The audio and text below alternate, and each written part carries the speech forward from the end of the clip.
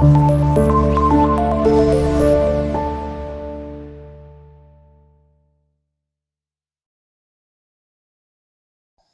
اللہ الرحمن الرحیم۔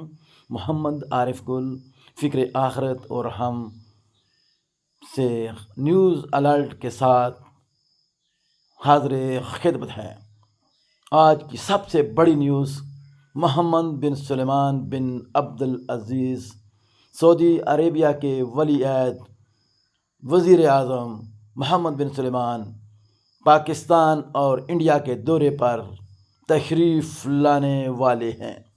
محمد بن سلمان پاکستان سے ہوتے ہوئے انڈیا تشریف لے جائیں گے، لیکن پاکستان میں ان کا قیام صرف و صرف 5 to 6 hours ہوگا اور انڈیا میں 2 سے 3 دن وہ رہیں گے۔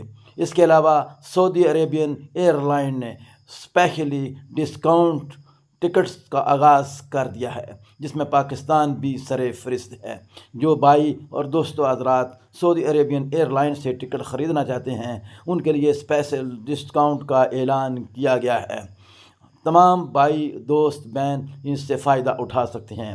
سعودی عرب کے اندر غیر قانونی کام کرتے ہوئے کچھ لوگ پکڑے گئے ہیں، جن کو سخت سخت سزا دینے کا اعلان کیا گیا ہے۔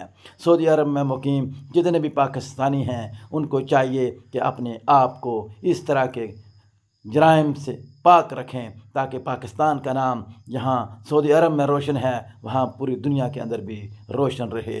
پاکستان کو آج سے تقریباً کتنے سو سال پہلے فیصل مسجد کے نام سے تحفہ دیا گیا تھا۔ اس کے علاوہ سب سے بڑی آج کی بریکنگ نیوز، پاکستان نے افغانستان سے آنے والے انڈین ڈرون کو مار گرایا ہے۔ یہ پاکستان آرمی کا بہت بڑا کام ہے۔ ہم اپنی طرف سے پاکستان آرمی کو سلوٹ پیش کرتے ہیں کہ اس نے ہمارے ابدی اور ازلی دشمن کے ڈرون کو مار گرایا ہے۔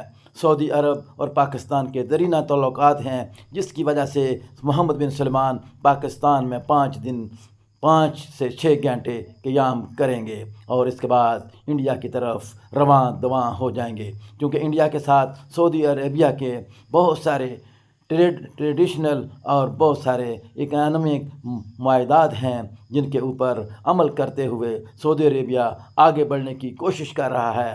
پاکستان بھی سعودی عربیہ کے ساتھ کھڑا ہے اور انشاءاللہ قیامت تک ساتھ کھڑا رہے گا۔